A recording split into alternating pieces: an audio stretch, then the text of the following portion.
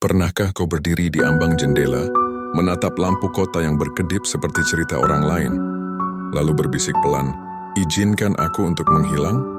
Kata itu keluar bukan sebagai lelucon, ya berat, ya tajam, seolah ada batu besar di dada yang tiap detik menekan napas sampai hampir putus. Di luar orang pulang kerja, di dalam aku menimbang keheningan seperti hukuman. Setiap hari aku pakai topeng yang rapi, senyum saat ketemu tetangga, jokes saat jam makan, layar yang terang saat timeline terus berputar, tapi topeng itu panas. Di baliknya ada bekas-bekas, kata-kata yang menggurat luka, janji-janji yang patah, pengkhianatan kecil yang menumpuk jadi jurang. Aku muak menjadi orang yang harus selalu kuat untuk itu. Kalau aku menghilang, mungkin beban itu ringan untuk orang-orang di sekitarku. Mungkin mereka bisa bernafas lega tanpa wajahku yang selalu meminta perhatian. Tapi kalau aku menghilang, siapa yang akan merapikan puing-puing yang kutinggalkan? Siapa yang akan memanggil namaku saat aku lupa cara tersenyum? Pilihan itu bukan hitam putih, ya seperti memegang dua bara. Malam-malam jadi pengadilan batin. Aku menghitung semua dosa kecilku. Aku menuliskan semua permintaan maaf yang tak pernah terucap. Ada naluri ingin melepaskan saja, menghilang dari daftar tugas mereka, menghapus jejak agar tak lagi menjadi alasan mereka berdebat.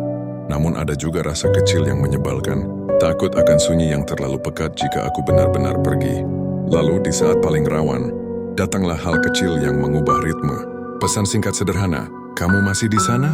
Dua kata, tidak ada solusi, tidak ada embel-embel filsafat, hanya perhatian yang tiba-tiba membiaskan hangat. Itu bukan jawaban mutlak, tapi itu lentera kecil yang membuatku ragu menutup pintu. Ternyata hilang itu pilihan yang bisa ditunda. Bukan juga mukjizat yang tiba-tiba menghapus rasa. Justru ia berupa sebuah kesadaran. Menghilang tidak harus bermakna hilang selamanya. Aku bisa menghilang dari peran yang memaksaku mati, perlahan menghilang dari pura-pura, dari kebutuhan orang lain yang menghisapku habis, menghilang sebagai cara untuk kembali, bukan sebagai akhir. Sejak itu aku mulai belajar menghilang dengan cara lain, menarik diri sejenak agar bisa menata ulang, menutup mulut agar bisa mendengar hatiku, melangkah mundur agar bisa melihat peta jalan yang sebenarnya. Aku menulis surat yang tak kukirim, menata kenangan sampai tidak lagi menusuk. Menghilang menjadi ritual kecil, istirahat bukan pamit. Aku masih berdiri di ambang, kadang goyah, kadang tegar. Aku belum memberi jawaban final pada jendelaku itu. Aku hanya tahu satu hal, bila suatu hari aku pergi, biarlah itu bukan karena menyerah, tapi karena aku sudah menemukan cara untuk kembali dengan utuh. Dan bila aku tetap di sini, biarlah kehadiranku bukan beban, tapi sisa-sisa cahaya yang pelan-pelan menyala lagi.